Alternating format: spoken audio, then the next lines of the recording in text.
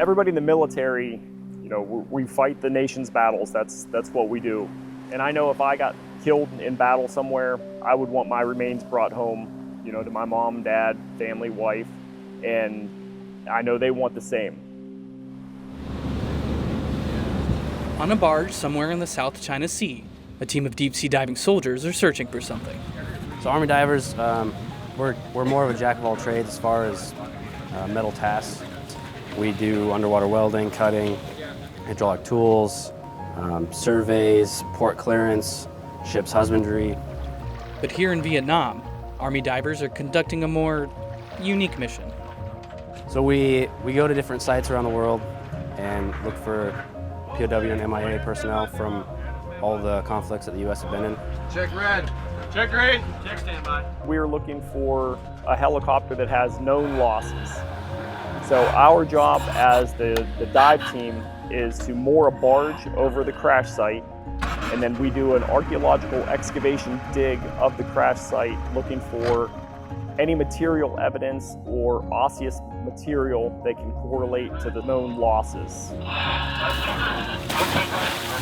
The Defense POW MIA Accounting Agency, an organization dedicated to bringing back America's missing in action, enlists the help of the 7th Engineer Dive Detachment, who's conducting most of the diving. Through extensive historical research and investigation, the DPAA identifies sites around the world where they think they'll find the remains of U.S. service members. These missions are conducted on land as well as at sea. We do exactly what the land team does.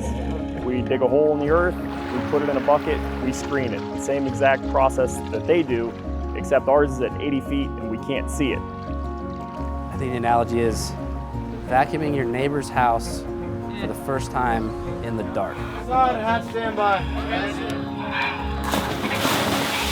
Specifically to this site, it's about 3 or 4 feet of silt. So I don't know if anybody has gone through a swamp, but I went to one with my wife and she got out of a kayak and put her foot down and it went all the way to her hips. That's about like what it is, except you can't see in front of your face. And they don't have a lot of time to do it either. The last DPA mission, we had 6 hours of bottom time. So we had 6 hours to do whatever we could for each diver, one diver. Now we have to split that 6 hours up into 55 minutes for each diver. We do like 4 or 5 dives a day for 55 minutes each. We're not even touching 6 hours. As divers, we got to be worried about a lot of stuff down there, but you get to work. We have no time. You get down, get to your basket, get to your dredge, go to work. Probably the most dangerous challenge, however, are the risks of diving at this depth for this period of time. The deeper you go, the more decompression you're gonna owe. That's why you see us, rushing up, they rushing the guys up, sitting them down and having them put them in a chamber. To make the most of their limited time, they use a decompression chamber to ensure the divers don't suffer from decompression sickness. Your body builds up nitrogen in its system. I mean, you breathe it out naturally. But when you're underwater and it's pressurized, it doesn't come out fast enough through natural respiration. So you have to make what are called decompression stops at certain depths so you can safely breathe off the amount of nitrogen to make it safe to come out.